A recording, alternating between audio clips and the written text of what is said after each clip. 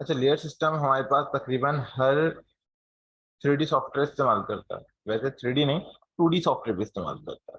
इस तरह फोटोशॉप इस्तेमाल करता है, इलस्ट्रेटर इस्तेमाल करता है, कोरल ड्रॉ इस्तेमाल करता है। कुछ सॉफ्टवेयर के अंदर पेज सिस्टम होता है, यानी डिफरेंट डिफरेंट तरह के सॉफ्टवेयर हैं जिनके अंदर हमारे पास लेयर्स का इस्तेमाल किया जा रहा होता है। लेयर्स के इस्तेमाल से आपको जो फायदे होंगे वो ये होंगे कि आप अलग अलग लेयर पर अलग अलग चीजें ड्रॉ कर सकते हैं। उससे आपको ये फायदा होगा कि आप जिस वक्त जो चीज चाहें अपनी मर्जी से शो और हाइड कर सकते हैं। जिस तरह अभी हमने जो चीजें बनाई, हमने बेसिक से अपना फ्लोर प्लान बनाया जिसमें हमने दरवाजे खिड़कियां लगाई और कुछ नहीं लगाया। आगे चलकर हमें इस फ्लोर प्लान के अंदर बहुत सारी चीजें, जिस तरह एक चीज हम कहेंगे कि यहाँ पर वॉल्स मौजूद है, वहीं पर हमारे पास उसके अंदर डोर्स मौजूद थे, वहीं पर यहाँ पर विंडोज मौजूद थी, या फिर हमारे पास उसके डक्ट सिस्टम वगैरह मौजूद होंगे, या फिर वेंटिलेशन मौजूद होगी, या डिफरेंट डिफरेंट तरह की चीजें होती हैं। फिर हम आ जाते हैं इसके अंदर ब्लॉक्स का इस्तेमाल करने के अंदर। ब्लॉक्स कहलाते हैं हमारे पास कि अगर हम किसी भी तरह का कोई फर्नीचर का इस्तेमाल कर रहे हैं तो हमें फर्नीचर्स चाहिए होंगे। उस फर्नीचर्स दिखाने के बाद हमें उसके अंदर डायमेंशन शो करनी है कि हमें अपने ऑब्जेक्ट के अंदर कितने जो साइजेस हमने इस्तेमाल किए हुए हैं वो हमारे पास रूम किस साइज का होगा या क्या चीजें होंगी। इसी तरीके से हमें उसके अंदर टेक्स्ट भी लिखना होता है। तो जब ये सारी चीजें लिखते हैं ना, तो ये फ्लोर प्लान बहुत ज्यादा गिचमिच हो जाता है कि उसी के अंदर वॉल भी हैं, फिर वहां पर डोर्स भी नजर आ रहे हैं, विंडोज भी हैं, वेंटिलेशन, ब्लॉक्स, डायमेंशन, टैक्स, इतनी सारी चीजें हो जाती हैं। फिर हम कभी कभी अपने ऑप्शन पे खुद खुद को आसानी करने के लिए कुछ गाइड्स वगैरह लगाना शुरू कर देते हैं। तो ये जब बहुत ज्यादा कॉम्प्लिकेटेड चीजें होना शुरू हो जाती हैं तो उन सब चीजों को संभालने के लिए हम लेयर सिस्टम पे काम करेंगे। यही लेयर सिस्टम एग्जैक्टली जब आप 3ds मैक्स के ऊपर जाएंगे तो सेम चीज आपको मिलेगी, क्योंकि जब हमने यहाँ पर लेयर्स पे बनाया होगा और हम इस फाइल को उठाकर 3D में कन्वर्ट करेंगे या 3ds मैक्स के ऊपर लेकर जाएंगे तो वो ऑटोमेटिकली तौर पर आपकी फाइल को 3D में एक्सेप्ट कर लेता है। यही लेयर सिस्टम जो आपने यहाँ बनाए होंगे वही लेयर सिस्टम वहां चल रहे होंगे, तो वहां पे आपको इतनी ज्यादा मुश्किल नहीं होगी अपने फर्नीचर्स को हटाने के लिए, क्योंकि यहाँ वहां पे ये फर्नीचर्स नहीं चलेंगे, ना ये डायमेंशन चलेंगी, ना ये इस तरह की चीजें चलेंगी। सिर्फ आपको एक मेन वॉल चाहिए होगी अपने ऑब्जेक्ट में ताकि हम 3D में कन्वर्ट कर सकें। तो इसलिए हम अपने ऑब्जेक्ट को लेयर सिस्टम के ऊपर क्रिएट करेंगे। लेयर सिस्टम पर क्रिएट करने के लिए आपने कीबोर्ड से प्रेस कर सकते हैं लेयर्स। अच्छा, लेयर्स का कोई शॉर्टकट नहीं है, आप LA बटन प्रेस कर सकते हैं और LA के साथ आपके पास, हमने LA प्रेस किया और वो आपको लेयर सिस्टम खोल कर दे देगी। तो LA के साथ लेयर और ये आपकी लेयर्स खोल गई, वरना लेयर्स यहाँ पे रखी हुई होती है हमारा ऑब्जेक्ट के अंदर। बाय डिफॉल्ट हमारे पास कोई लेयर नहीं होती, सही है, एक ही लेयर होती है, जीरो। तो हम जब भी कोई भी चीज ड्रॉ करते हैं, किसी भी तरह की चीज हो या अभी तक हम जो भी काम कर रहे थे, वो सबके सब एक ही लेयर के ऊपर हमारे ऑब्जेक्ट के ऊपर आ रहा है। मैंने अगर कोई रेक्टेंगल डिजाइन किया वो उसी लेयर के ऊपर है, मैंने कोई सर्कल ड्रॉ किया वो उसी लेयर के ऊपर है, यानी सब कुछ उसी एक लेयर के ऊपर चलता रहता है। अब अगर मुझे एक नई लेयर चाहिए तो यहाँ पर हमें एक छोटा सा ऑप्शन मिल जाता है न्यू लेयर का, या फिर उसने एक शॉर्टकट रखा हुआ है इस टूल के अंदर कि आप ऑल्ट एन का बटन दबाएं और आपको एक न्यू लेयर मिल जाएगी। तो हमने कहा हमें एक न्यू लेयर चाहिए। इस न्यू लेयर का नाम क्या होगा, जैसे मैंने कह दिया कि मुझे इसमें वॉल्स बनानी है, ठीक है। फिर एक लेयर लिया, मैंने कहा मैं इस लेयर पर डोर्स बनाने जाऊंगा। फिर एक और न्यू लेयर लिया, मैंने कहा मैं इस लेयर के ऊपर अपनी विंडोज बनाऊंगा। या फिर इस लेयर के ऊपर मैं अपनी डायमेंशन लिखने जाऊंगा। या फिर इस लेयर के ऊपर मैं अपने टेक्स्ट वगैरह का इस्तेमाल करूंगा, या फिर डायमेंशन वो गाइड्स वगैरह का इस्तेमाल करेंगे, या जो भी हमें करनी है अपने ऑप्शन के अंदर कि मुझे अपने ब्लॉक्स का इस्तेमाल करना है। तो हमने डिफरेंट डिफरेंट तरह की लेयर्स डिजाइन कर दी, लेकिन अभी भी उसी लेयर पर काम होगा जो आपकी डिफॉल्ट लेयर थी, यानी कि लेयर नंबर 0। क्यों? क्योंकि जिस लेयर पर चेक लगा हुआ है वो लेयर आपके पास आपको एक्टिव मिलती है। अगर आप चाह रहे हैं कि ये लेयर एक्टिव ना हो बल्कि वॉल्स वाली लेयर एक्टिव होनी चाहिए, तो आपको इसको करंट लेयर में कन्वर्ट करना पड़ेगा। करंट लेयर में कन्वर्ट करने के दो तरीके होंगे। पहला, आप उस लेयर को सिलेक्ट करें और यहां पर आकर टिक पर जाकर कह दें कि सेट टू करंट। तो जैसे ही आप सेट करंट पर क्लिक करेंगे ये उस लेयर को एक्टिव कर देगा और यहाँ पर भी वो नजर आ जाएगी। अगर लेयर 0 एक्टिव होगी तो लेयर 0 यहाँ भी नजर आएगी और यहाँ पर भी आपको, या फिर ये समझ लें कि जो आपको यहाँ नजर आ रही है वो लेयर 0, वो एक्टिव लेयर है। तो अगर मैं यहाँ से कन्वर्ट करके कहूँ कि मुझे टेक्स्ट लेयर पे जाना है, टेक्स्ट खुद ब खुद एक्टिव हो जाएगा। अगर मैं कहूँ कि अब मुझे डोर्स बनाने हैं तो डोर्स की लेयर एक्टिव हो जाएगी। अगर मैं कहूँ मुझे विंडोज बनानी है तो विंडोज की लेयर एक्टिव हो जाएंगी। तो ऑटोमेटिकली तौर पर आपकी सारी चीजें खुद ब खुद एक्टिव होंगी और काम उसी पर होगा। जिस तरह अब विंडोज वाली लेयर एक्टिव है और मैं अपनी विंडो के ऊपर अपने ऑब्जेक्ट को ड्रॉ करता हूँ कि भाई मैंने यहाँ पर आकर कुछ रेक्टेंगल ले लिए, या फिर मैंने कुछ लाइनिंग्स ले लिए अपने ऑप्शन पर, या फिर कुछ सर्कल बना दिए अलग अलग तरह के। तो ये जो चीजें मैंने ड्रॉ की हैं अभी के लिए, ये फिलहाल सारी की सारी चीजें लेयर नंबर वॉल विंडोज के ऊपर डिजाइन है। अगर मैं कहता हूं कि यहां से आकर के मुझे टेक्स्ट लेयर पे कोई काम करना है, तो मैं अपने ऑब्जेक्ट पर गया, मैंने टेक्स्ट लेयर पर जाकर अपनी चीजों को ड्रॉ करना शुरू कर दिया कि ये जो चीजें मैंने डिजाइन की हैं, अब कुछ चाहे वो कुछ भी हो, हमने कहा वो रेक्टेंगल हो, वो टेक्स्ट हो, वो डोर हो, या जो कुछ भी हम टाइप कर रहे हैं, वो सारा का सारा हमारे पास इस ऑब्जेक्ट पर ड्रॉ हो जाएगा। फिर मैंने कन्वर्ट की कि अब मुझे अपने ऑप्शन पर वॉल्स पर काम करना है, तो मैंने वॉल्स वाली लेयर एक्टिव कर दी और मैंने वॉल्स के ऊपर जाके कह दिया कि भाई ये पूरा का पूरा मेरी वॉल डिजाइन होगी, यहाँ पर वॉल है या जो कुछ भी आप बता रहे हैं। तो फिलहाल अभी के लिए ये है कि सब हमारे सामने, वॉल लेयर भी इसी में है, विंडोज भी इसी में है, टेक्स्ट भी इसी के अंदर है, जीरो लेयर भी इसी में, सब कुछ यहाँ पड़ा हुआ है। अब मेन चीज ये, हम ये नहीं चाह रहे, मैं चाह रहा हूँ मुझे सिर्फ नजर आया कि विंडोज पर क्या काम हुआ था या डोर पर क्या काम हुआ था, या फिर मुझे अभी सिर्फ वॉल्स देखनी है, वॉल्स के अलावा मैं कोई लेयर नहीं देखना चाह रहा। तो आप बाकी सारी लेयर पर जाएंगे और ये जो छोटा सा बल्ब मौजूद है, ये हमारी लेयर का शो और हाइड यानी कि ऑन और ऑफ का बटन है।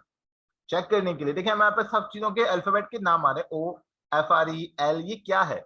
राइट क्लिक का बटन प्रेस करें इसके ऊपर और जाके कहें कि मैक्सिमाइज ऑल कॉलम, या फिर आपको अगर एक ही चाहिए तो आप मैक्सिमाइज कॉलम कर सकते। तो मैंने कहा मैक्सिमाइज ऑल कॉलम, जिससे मेरे हर एक कॉलम का नाम पूरा पूरा आपकी स्क्रीन पर नजर आएगा। हाँ, इससे फालतू की जगह जरूर घिरती है, सही है, लेकिन हमें वो चीजें नजर आना शुरू हो जाएंगी अपने ऑब्जेक्ट के अंदर। तो पहली लेयर है ऑन और ऑफ की। तो अगर मैं यहाँ पर आऊं अपने ऑप्शन के अंदर और मैं इन सारी लेयर को सिलेक्ट करूं, मैंने कहा एक बार जाके कहा क्लिक, सारी लेयर ऑफ, विंडोज वाली लेयर भी ऑफ, मेरे पास सिर्फ और सिर्फ वो लेयर बच जाएगी जिसपे मैंने वॉल्स या ऑब्जेक्ट ड्रॉ किया था। मुझे अगर विंडोज वाली इसको भी ऑफ करना है, मुझे विंडोज देखनी, तो मेरे पास विंडोज वाला सारा काम आ जाएगा। मुझे टेक्स्ट पर देखना है तो मेरे पास टेक्स्ट वाला सारा काम आ जाएगा। डोर्स पे देखना है, डोर्स पे कुछ नहीं बना हुआ, डायमेंशन पर कुछ नहीं बना हुआ, ब्लॉक्स के ऊपर कुछ नहीं है, और जीरो पर ये रहा। तो हम अपनी मर्जी से किसी भी लेयर को एक्टिव या इनएक्टिव कर सकते हैं। लेकिन हाँ, जो लास्ट लेयर है जो एक्टिव है ऑलरेडी, यानी अभी मेरा सारा काम जो होगा वो वॉल्स पर होगा। अगर मैं उस वॉल्स वाली लेयर को, देखें बाकी किसी भी लेयर पे क्लिक करता हूँ कोई फर्क नहीं पड़ता, लेकिन जब मैं इस पर क्लिक करूंगा वो एक पॉपअप देगा आपके सामने और कहेगा कि the current layer will be turned of. अगर आपने इस पर क्लिक किया तो आपकी जो करंट लेयर है जिस पर काम होता है वो खुद ऑफ हो जाएगी। तो जब जिस लेयर पर काम होता है वो खुद ऑफ हो जाएगी तो काम कैसे होगा। तो उसने कहा कि चलो अगर आप फिर भी करना चाहते हो तो मर्जी, आप अपने ऑब्जेक्ट को ऑफ कर सकते हो, या अगर आप ऑन रखना चाह रहे हैं तो keep the current layer on. लेकिन कह रहा है कि अगर आपने ऑफ कर दिया तो वो लेयर गायब हो जाएगी। ऐसा नहीं है कि सब गायब हो जाएगा, भाई सारा डेटा अपने पास ही रहेगा, सिर्फ करंट लेयर ऑफ हो जाएगी। लेकिन करंट लेयर पे ही तो काम होता है। अगर मैंने उसको काम कर दिया तो हम ये नहीं कह रहे कि काम नहीं होगा, काम बिल्कुल होगा। मैंने यहाँ पर आकर एक रेक्टेंगल ड्रॉ किया, बल्कि दो रेक्टेंगल ड्रॉ कर दिए, लाइन ड्रॉ कर दी मैंने उल्टी सीधी अपने ऑप्शन में, एक सर्कल ड्रॉ कर दिया यहाँ पर आकर बड़ा सा, एक छोटा सा सर्कल और ड्रॉ कर दिया, एक और छोटा सा बिल्कुल छोटा सर्कल ड्रॉ कर दिया। तो काम तो होगा, नजर नहीं आएगा। अगर आपकी लेयर ऑफ हुई भी है तो कह सकते हैं कि आपकी लेयर ऑन और ऑफ का मतलब लेयर की हाइडिंग भी हो सकता है कि आपकी सारी लेयर ऑफ है। और मैंने कहा मुझे दिखाओ करंट लेयर पे क्या था, तो करंट लेयर पे हमने जो रेक्टेंगल बनाए थे कि एक बड़ा रेक्टेंगल सर्कल, एक छोटा सर्कल, एक उससे छोटा सर्कल, दो रेक्टेंगल और लाइन में कुछ लाइनें। तो अगर आपकी लेयर ऑफ है तब भी आप चाहें तो उस ऑप्शन पर कोई काम अगर आप करना चाह रहे हैं तो करवा सकते हैं, कोई फर्क नहीं पड़ता। जब वो लेयर ऑन होगी तो आपको काम नजर आ जाएगा अपने ऑब्जेक्ट पे, कोई प्रॉब्लम। कि जब लेयर ऑन होती है तो उस ऑन के ऊपर आपका सारा का सारा काम शो और हाइड करवाया जा सकता है। दूसरी चीज यहाँ पर मौजूद है कि हम लॉक कर सकते हैं। लॉक करने का मतलब कि जिस लेयर को आपने कर दिया लॉक, अब उस लेयर पर कोई चेंजिंग नहीं हो सकती। यहां तक कि अगर करंट लेयर भी लॉक हो गई तो अब करंट लेयर वाले ऑब्जेक्ट पर भी कोई चेंजिंग, अगर आपको किसी की विड्थ बढ़ानी है, हाइट बढ़ानी है, नहीं कर सकते। लेकिन हाँ, हम ड्रॉ कर सकते हैं, हम ड्रॉ कर सकते हैं, लेकिन उसमें चेंजिंग नहीं कर सकते। चेंजिंग करने के लिए आपको उसको अनलॉक करना जरूरी है। समझ ले कि मेरी वॉल्स कंप्लीट हो गए, वॉल्स में कोई चेंजिंग और मजीद नहीं करनी, आप उस लेयर को लॉक कर दें।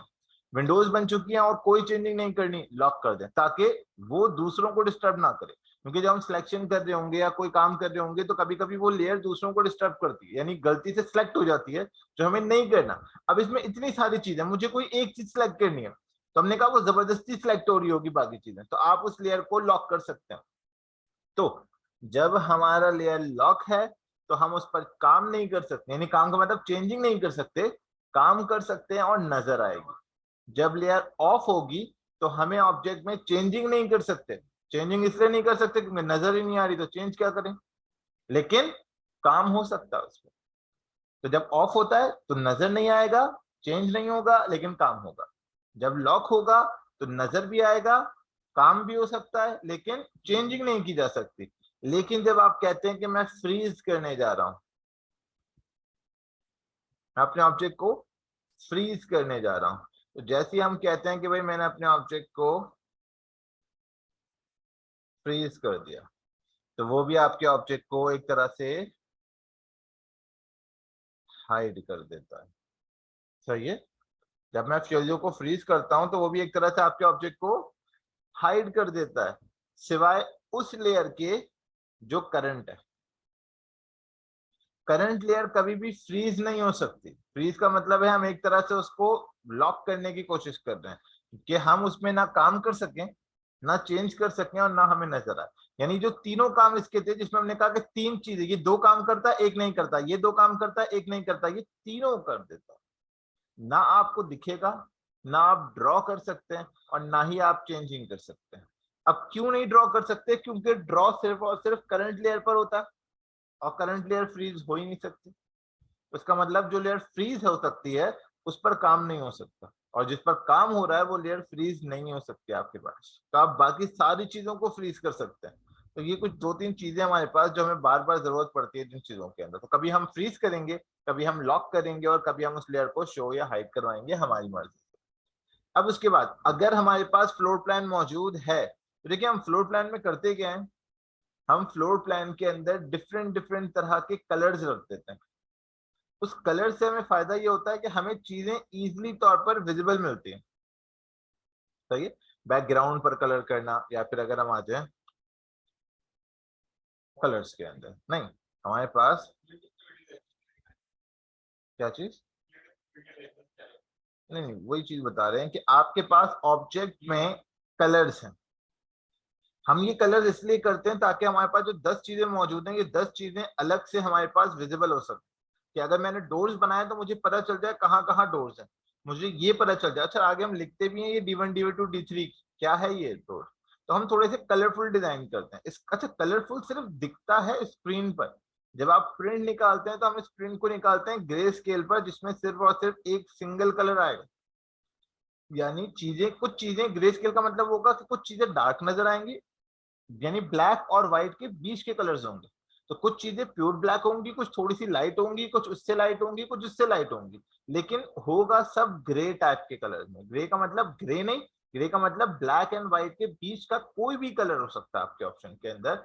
ऐसी चीजें हमारे पास कहलाती हैं ग्रे स्केल। वो ग्रे स्केल, ग्रे, सही है। वो इनमें से किसी भी कलर में हो सकता है कि वो ये कलर ले ले, हो सकता है ये। अब ये डिफाइन कैसे होता है? अगर आपने जो कलर पिक किया है वो कलर थोड़ा सा डार्किश था, जिस तरह रेड, डार्क रेड टाइप का, तो वो हमें डार्क ग्रे टाइप के कलर में देगा। अगर आपने कोई ब्राइट कलर यूज किया जैसे कि येलो, तो वो आपको ब्राइट ग्रे कलर में शो करेगा। अगर आपने कोई नॉर्मल सेमी वो ब्राइट कलर यूज किया जैसे कि ग्रीन टाइप का कोई कलर जिसमें ना डार्कनेस है ना व्हाइटनेस है, तो वो आपके ऑप्शन के अंदर बीच के कोई कलर में शो करेगा।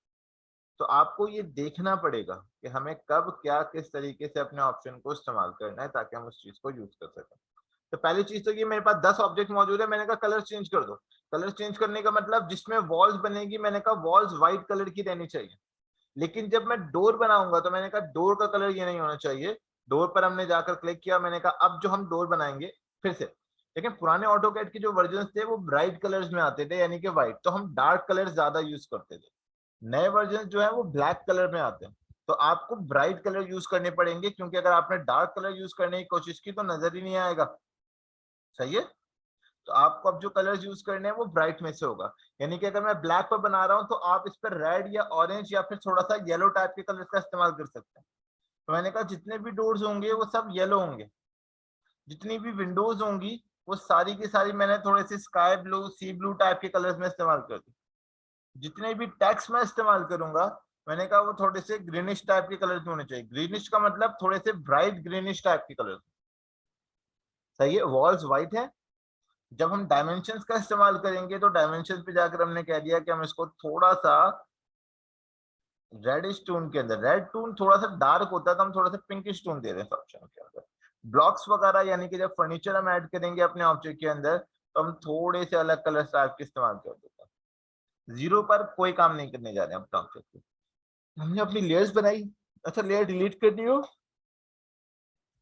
तो लेयर को डिलीट भी कर सकते हैं अपने ऑप्शन के अंदर। चाहिए तो मैंने अपने ऑप्शन के अंदर जितनी भी लेयर्स मौजूद थी मैंने इन सबको जाके कह दिया कि भाई ये लेयर मेरे पास मौजूद है, इनके कलर ये होने चाहिए, इनके ऑब्जेक्ट ये होने चाहिए, और इस पर इस तरीके से हमारे ऑब्जेक्ट पर कलर वगैरह या ऑप्शन का इस्तेमाल किया जाएगा। अब जो जो लेयर आपको काम करवानी है, आपको अगर शोर हाइड करवा के देखना है कि भाई इस लेयर पे कोई काम हुआ हुआ या नहीं हुआ हुआ, तो अपने ऑब्जेक्ट पर खुद से उस लेयर पर कोई डिजाइनिंग वगैरह इस्तेमाल कर सकते हैं। टेक्स्ट पर ये वाला काम है, ब्लॉक्स पर ये वाला काम है। जैसे आपकी सारी की सारी चीजें कंप्लीट हो जाए हम इसको कर देंगे एक तरह से खत्म। अब जितनी चीजें मैंने बनाई वो सारी की सारी चीजें कलरफुल हो गई हैं, कुछ ग्रीन कलर से, कुछ ब्लू कलर से। अब जो जो कलर आप बनाते जाएंगे, जिस तरह मैंने कहा अगर मैं डोर्स बनाता हूँ तो अब जो डोर्स बनेंगे वो सारे के सारे ऑरेंज टाइप के कलर्स में होंगे। अब अगर मैं जाके कहता हूँ कि मुझे डायमेंशंस बनानी है या ब्लॉक बनाने हैं, तो जितने भी ब्लॉक्स होंगे वो सारे के सारे अलग कलर्स में ड्रॉ होंगे, ताकि हम उस चीज को इजिली तौर पर विजिबल से देख सकें कि भाई जितने भी पिंक नजर आ रहे हैं वो ब्लॉक्स हैं, जितने ऑरेंज नजर आ रहे हैं वो डोर्स हैं, या जो भी हमने बनाया होगा अपने ऑप्शन में। दूसरा, हमने लेयर दोबारा एक्टिव की, उसके बाद हमारे पास इसके लाइन के टाइप्स मौजूद होते हैं। लाइन की टाइप मतलब अभी सारी लाइन कंटिन्यू है। बस एक मिनट, मैं जरा इसको सेव कर लूं पहले। तो हमने अपने ऑप्शन के अंदर एक न्यू फाइल क्रिएट कर दी, खाली है सही, और हमने यहाँ पर आकर कह दिया कि ये है हमारे पास लेयर्स। सही है। तो हमने कहा कि अपने ऑब्जेक्ट पर एक मिनट जरा नहीं, सही है। तो हमने कहा कि हमारी जो लाइन है, वॉल्स वाली लाइन, हम इस पे कंटिन्यू लाइन नहीं रखना चाह रहे। तो कंटिन्यू लाइन की जगह क्या रखना है, अभी तो कोई लाइन ही नहीं है, तो हमने कहा हम लाइन को लोड करेंगे अपने हिसाब से। हमने लोड पर क्लिक किया और उसके बाद लाइन की टाइप्स बनेगी। बहुत सारी लाइनिंग्स होती हैं, डैश लाइंस होती हैं, जिगजैग लाइंस होती हैं, सेंटर लाइंस होती हैं, गैस की लाइन मौजूद है, जिगजैग, जो चाहिए ले लें अपने हिसाब से। ज्यादातर हम डायमेंशन वगैरह इस्तेमाल करने के लिए डैश लाइन का, सेंटर लाइन का इस्तेमाल करते हैं। यहाँ पर देखें एक लाइन होगी सेंटर, तो हम उस सेंटर लाइन का इस्तेमाल करते हैं कि डैशेस फॉर्मेट के अंदर हमें देता। हमने कहा हमें सेंटर लाइन चाहिए, हमने क्लिक किया, सेंटर को सिलेक्ट करेंगे, ओके, तो आपकी जो लाइनिंग होगी देखें वो डैशेस में कन्वर्ट होगी। मैंने कहा मेरे पास जितनी भी ब्लू लाइंस है, ब्लू लाइंस कौन सी थी, विंडोज वाली, मैंने विंडोज लाइन पर क्लिक किया और मैंने कहा मुझे इसके लिए एक नई लाइन चाहिए। कौन सी वाली चाहिए, मैं यहाँ पर चाह रहा हूँ कि जिगजैग लाइन मिल जाए मुझे। सिलेक्ट करेंगे जिगजैग और ओके, तो आपकी जो लाइनिंग है वो जिगजैग होगी। मैंने कहा मेरे पास जो ग्रीन वाली कौन सी है, ये है हमारे पास ग्रीन टेक्स्ट। तो मैंने कहा टेक्स्ट पर एक नया डिजाइन इस्तेमाल करने जा रहा हूँ कि मैं चाह रहा हूँ जहां जहां टेक्स्ट है वहां पर हमारे पास ये डॉटेड लाइन होनी चाहिए वहां पर थोड़ी सी।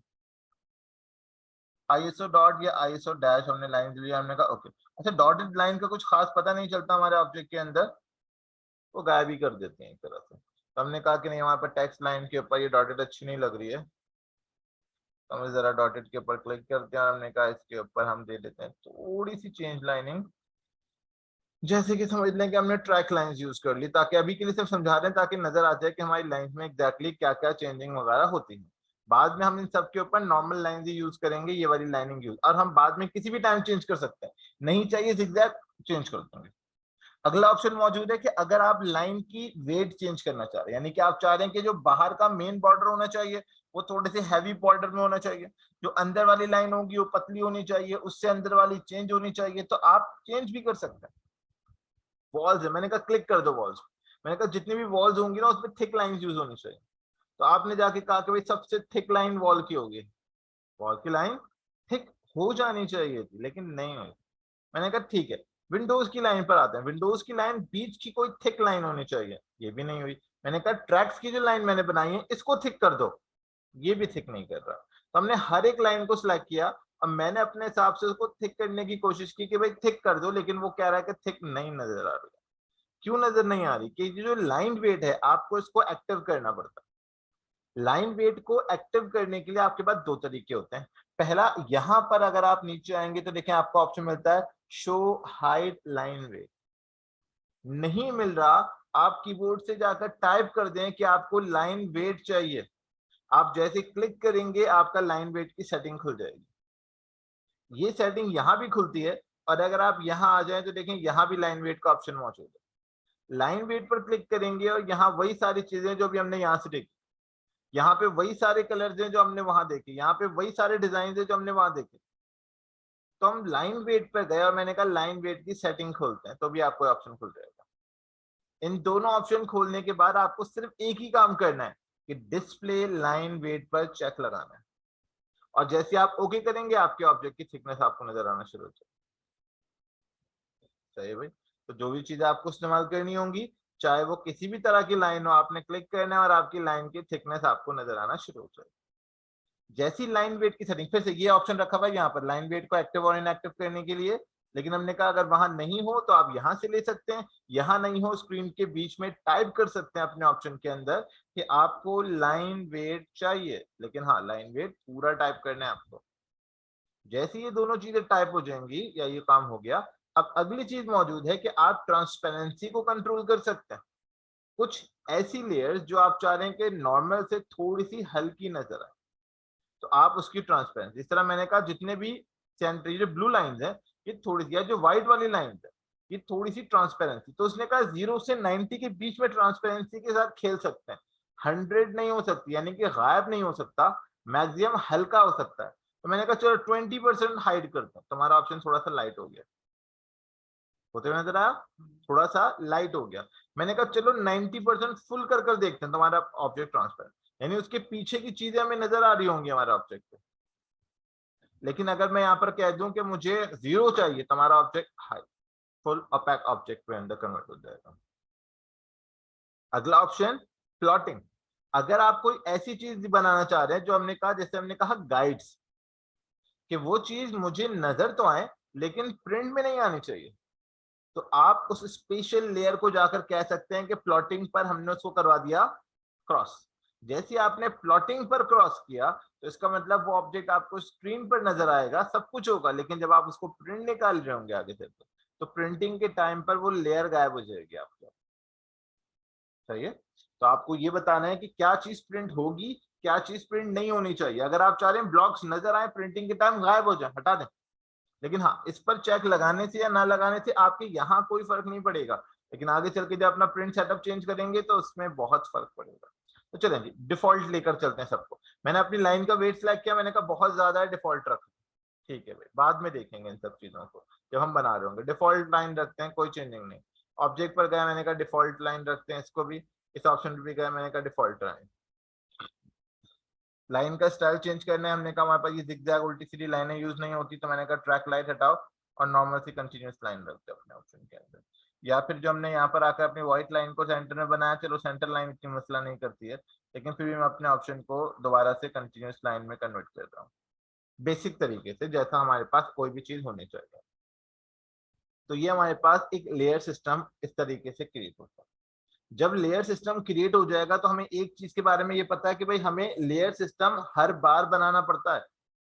अगले पेज पर जाएंगे, लेयर्स गायब, मुझे फिर बैठ के लेयर्स बनानी पड़ेंगी। इस तरह वही चीज कि जब हम यूनिट सेट करते हैं तो मुझे हर एक पेज पर अपने यूनिट्स को बार बार सेट करना पड़ता है।